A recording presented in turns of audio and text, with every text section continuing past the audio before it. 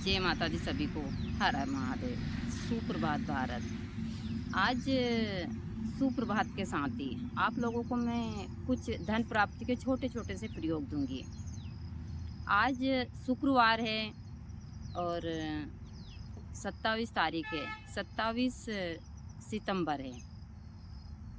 शुक्रवार का दिन है और आज है पुष्प नक्षत्र। शुक्रवार में जब पुष्प नक्षत्र होता है तो माँ लक्ष्मी का दिन होता है और हम धन प्राप्ति के लिए बहुत सारी वनस्पतियाँ ले सकते हैं, जैसे कि सहदेवी हुई।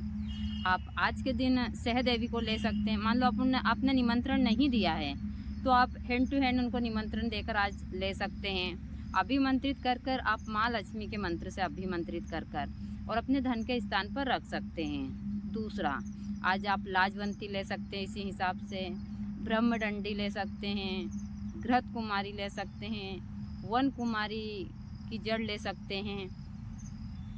आज के दिन आप समी का जो पौधा होता है, छोटा पौधा भी ले सकते हैं धन प्राप्ति के लिए। बरगद की जड़ ले सकते हैं, कूलर की जड़ ले सकते हैं। धन प्राप्ति के इतने सारे प्रयोग हैं, लेकिन इनके सही तरीके होने चाहिए।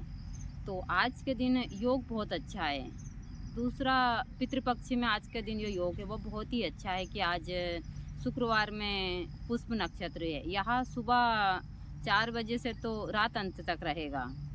तो आप लोग ऐसी बहुत सारी वनस्पतियाँ लेकर, सफ़ेद लक्ष्मणा ले सकते हैं, वह भी धन प्राप्ति के लिए है। आज आप बहुत सारे बांदे ले सकते हैं, जैसे इन्हीं सभी वृक्ष के आप बांदे ले सकते हैं धन प्राप्ति के लिए।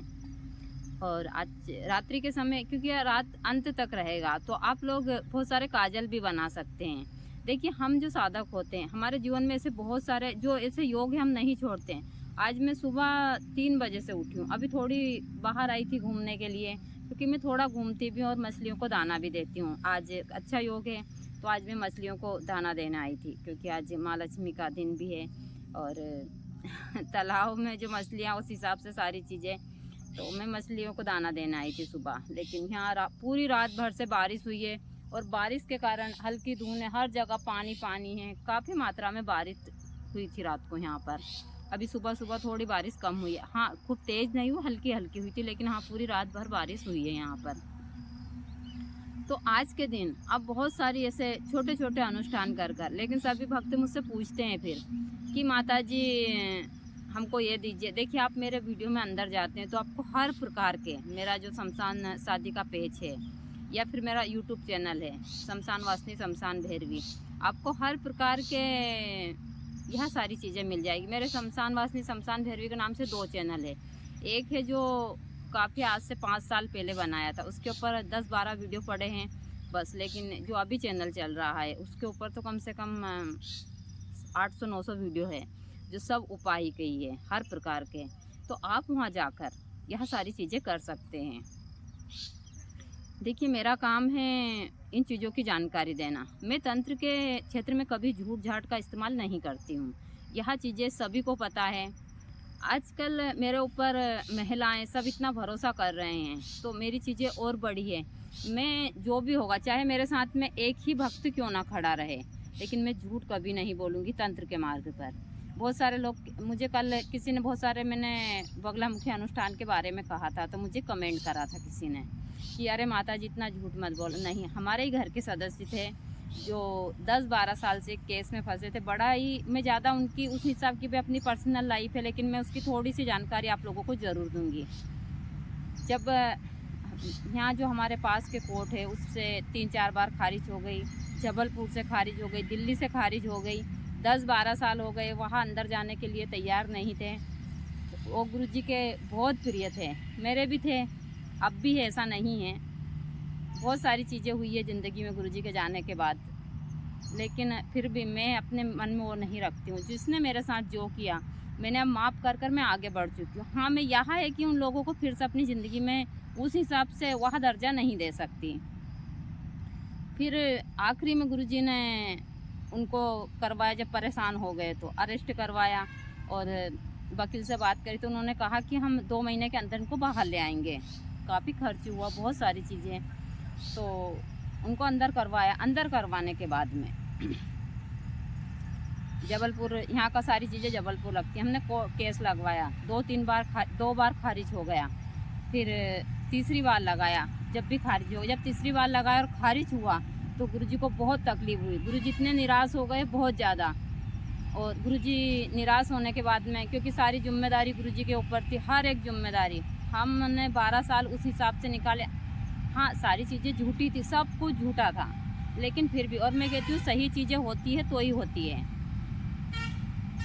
फिर एक दिन फिर लगाया, 2 दिन से लगी थी, मंगलवार और गुरुवार से 2 दिन से लगाना था। और यदि इसमें हो जाती है तो ठीक है बेल, वरना 6 महीने के बाद होगी। यह बात हम दोनों के अलावा, उनको ना तो उनकी फैमिली को पता थी, ना सारी चीज़ें सिर्फ हम दोनों को ही पता थी। हमने किसी को नहीं बताया। गुरुजी काफ़ी निराश हुए। फिर सोमवार के दिन कहा कि 2 दिन से यदि इसमें हो गई तो ठीक है, वरना 6 महीने के बाद होगी। फिर मंगलवार के दिन सारी चीज़ें बेल लगी, सब कुछ। तो मंगलवार के दिन खारिज हो गई। वकील का फ़ोन आया 3:30 बजे कि गुरुजी, क्योंकि वहाँ वकील भी जो जबलपुर के इनको पहचानते थे, गुरुजी वहाँ 10-12 बार जा चुके थे। फिर वह चीज़ें गुरुजी ने को बहुत निराश हुए, और गुरुजी इतने निराश हो गए बहुत ज़्यादा, लेकिन थोड़ी देर के लिए होते थे गुरुजी। तो गुरुजी निराश हो गए और बस माता रानी के पास आरती उरती की, पैर पड़े शाम को, और बोल दिया कि माता रानी तेरे ऊपर है, अब मैं कुछ नहीं करूँगी इतने ज़्यादा। यह कहकर गुरुजी आ गए, लेकिन मैं हिम्मत नहीं हारी, क्योंकि मैंने देखा गुरुजी काफ़ी परेशान थे। और गुरुजी इतने परेशान थे कि मुझसे देखा नहीं गया। मैंने गुरुजी से कहा कि आप परेशान मत हो। मैंने अमन को रात के ही समय भेजा और गांव से कुछ सामान मंगवाया जो हवन का था, और मैंने मंगलवार की रात्रि से अनुष्ठान चालू करा। मंगलवार के दिन मैंने अनुष्ठान करा। फिर सुबह गुरुजी को सारी चीज़ें गुरुजी ने कि क्यों करा आपने, रहने देते, चलो जो होगा माता। मन की नहीं, हम ऐसा नहीं कर सकते।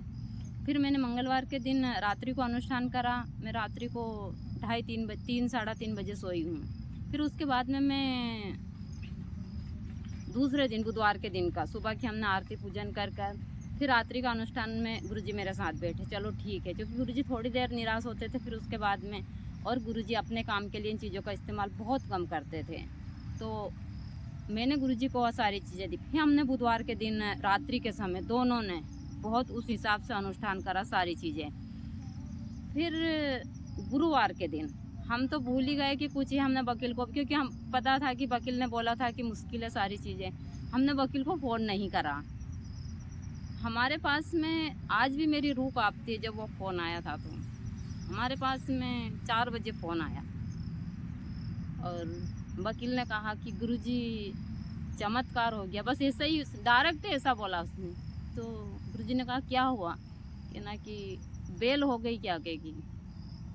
गुरुजी झूम उठे और गुरुजी की दोनों आंखों से ऐसे आंसू गिर रहे हैं।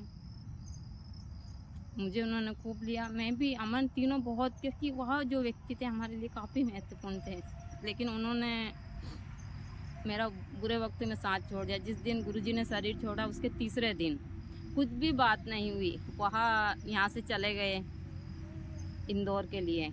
किसी परिवार के लोगों ने बोल दिया कि अब यह सारी जिम्मेदारी आपको संभालनी पड़ेगी। जैसे मैं सक्षम थी ऐसा नहीं है, उनको नहीं पता था कि ये क्षेत्र में, और इस हिसाब से इनको कर गए हैं। किसी को नहीं मेरे परिवार में पता था कि मैं एक साधक हूँ और उस हिसाब से हूँ। तो यही सारी चीज़ें बगलामुखी अनुष्ठान की। जब गुरुजी ने कहा था कि आज सारी चीज़ें आपकी वजह से हुई, मुझे बहुत वो दिया था, और 1 घंटे के अंदर गुरुजी ने तैयार होकर, यहाँ से 5 बजे तो जबलपुर के लिए निकल गए थे। 2 दिन में वो वापस लेकर आए थे, और उसके बाद में उन्होंने माता रानी का बहुत ही अच्छा भंडारा करवाया था। 20 दिन के बाद में हम हर साल गुप्त नवरात्रि में, जो सर्दी के टाइम के ऊपर आती है, हमने हर साल 10 साल तक भंडारा करवाया। यहाँ पर पंडितों के साथ में हम अनुष्ठान करवाते थे। गुरुजी ने उस साल बोला था कि यदि ये बाहर नहीं आएंगे तो मैं भंडारा नहीं करवाऊँगा, लेकिन जब वो बाहर आ गए, सिर्फ 20 दिन बचे थे, फिर गुरुजी ने बड़ा ही विशाल और बहुत अच्छा भंडारा करवाया था। तो यहाँ होता है बगलामुखी माँ का अनुष्ठान। मेरा कहने का मतलब यही है कि ऐसा नहीं है, शक्तियाँ हैं, बहुत कुछ है। हाँ, आना जाना चला रहता है। जो मान लो गुरुजी आज शरीर छोड़कर गए हैं, तो गुरुजी के अच्छे कर्म में मान सकती हूँ। और जिस हिसाब से गुरुजी ने शरीर छोड़ा है, मेरे सामने मेरे हाथों में हंसते हुए गए हैं, और बिना तकलीफ़ के, जिस हिसाब से मैं हमेशा बोलती हूँ कि जब मैं शरीर छोड़ूँ तो मैं गुरुजी की तरह छोड़ूँ। मुझे बहुत पीड़ा है, मैं किसी को नहीं बताती हूँ, लेकिन कहते हैं हर एक साधक, और मैं आज यह भी बोल सकती हूँ कि मेरे पास भी ज़्यादा समय नहीं है।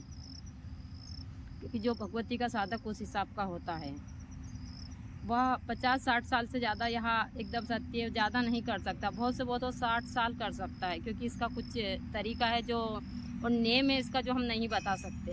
तो भगवती का साधक इस हिसाब से होता है। मेरे पास भी इतना समय नहीं है। हाँ, कुछ मेरी ऐसी चीज़ें रही, मेरे कर्म बाकी बचे तो मैं 50-60 साल के बाद में जी जाऊंगी, जो मेरे कर्म बाकी बचे तो, वरना मेरी भी टाइम यही है। मैं आज यह चीज़ें स्पष्ट खुलकर बोलती हूँ।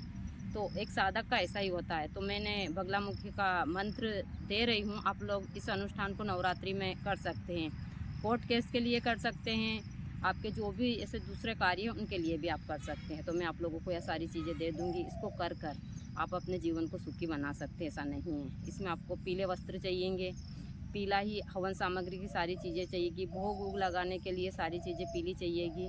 और बीच में 4-5 दिन बचे हैं, अभी तो 6-7 दिन, तो इस बीच में एक बार और मैं आप लोगों को चीज़ें दे दूँगी, तो आप कर सकते हैं इन चीज़ों को। तो ज़रूर यह अनुष्ठान कीजिए। यह अनुष्ठान काफ़ी पावरफुल है और सही है तो ही काम होगा, गलत काम होगा तो कभी नहीं होगा। तो यह बगलामुखी का अनुष्ठान कर कर आप अपने जीवन को सुखी बना सकते हैं। आप सोचते हैं कि हम कोई गलत फंसा है, जिसने सच्ची करा है, वह काम कभी नहीं होगा।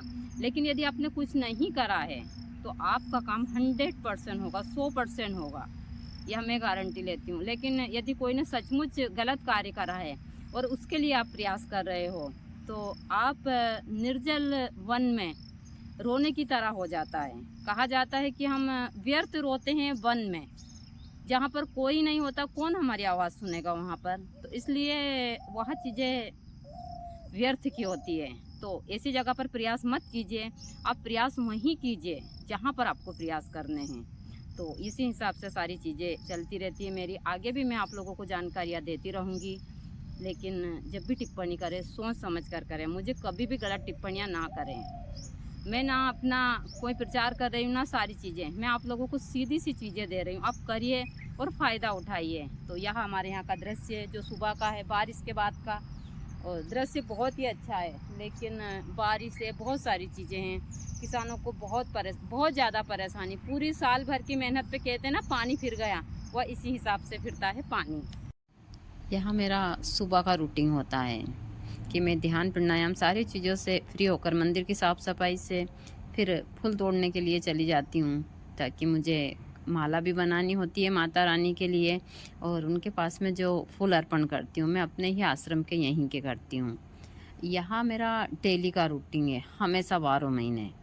और जो फूल है वह भी मैं यहीं पर लगाती हूँ। ऐसा नहीं है कि मैं माले वगैरह से फूल ज़्यादा नहीं खरीदती हूँ। जो बाहर के कुछ भक्त होते हैं वही जो फूल लाते हैं माला वगैरह, वह बाकी तो मैं सारी चीज़ें गुलड़ वगैरह सारे फूल यहीं पर है माला बनाने के। क्योंकि मैं यहाँ दूर पड़ता है सारी चीज़ें, और घर के ताज़े फूल हैं, इनकी माला बनाते हैं तो उनकी बात ही कुछ और होती है। और चीज़ें मैं हमेशा सभी को बताती रहती हूँ। तो आप थोड़े से पैसों में ही यहाँ घर का अच्छा गार्डन तैयार कर सकते हो और एकदम ताज़े और फ्रेश फूल ले सकते हैं पूजा पाठ के लिए। तो मेरा डेली का रूटीन होता है यहाँ। जो भी यहाँ पर सारी चीज़ें होती है, हवन सामग्री की लकड़ी वगैरह सब मैं यहीं से लेती हूँ। ज़्यादातर कभी कभी तो हवन सामग्री मैं यहीं बना लेती हूँ, प्लास के फूल वगैरह सारी चीज़ों से। मैं पूजा पाठ में बहुत शुद्धता मुखम पदम स्तंभ जीवाम किले किले बुद्धि विनाशे ह्रीं ओम फट स्वाहा। ओम ह्रीं बगलामुखी सर्वमं गुप्त शत्रुनां वाचं मुखं पदं स्तंभे जीवां किले किले बुद्धि विनाशे ह्रीं ओम फट स्वाहा। ओम ह्रीं बगलामुखी सर्वमं गुप्त शत्रुनां वाचं मुखं पदं स्तंभे जीवां किले किले बुद्धि विनाशे ह्रीं ओम फट स्वाहा। ओम ह्रीं बगलामुखी सर्वमं गुप्त शत्रुनां वाचं मुखं पदं स्तंभे जीवां किले किले बुद्धि विनाशे ह्रीं ओम फट स्वाहा। ओम ह्रीं बगलामुखी सर्वमं गुप्त शत्रुनां वाचं मुखं पदं स्तंभे जीवां किले किले बुद्धि विनाशे ह्रीं ओम फट स्वाहा। ओम ह्रीं बगलामुखी सर्वमं गुप्त शत्रुनां वाचं मुखं पदं स्तंभे जीवां किले किले बुद्धि विनाशे ह्रीं ओम फट स्वाहा। ओम ह्रीं बगलामुखी सर्वमं गुप्त शत्रुनां वाचं मुखं पदं स्तंभे जीवां किले किले बुद्धि विनाशे ह्रीं ओम फट स्वाहा।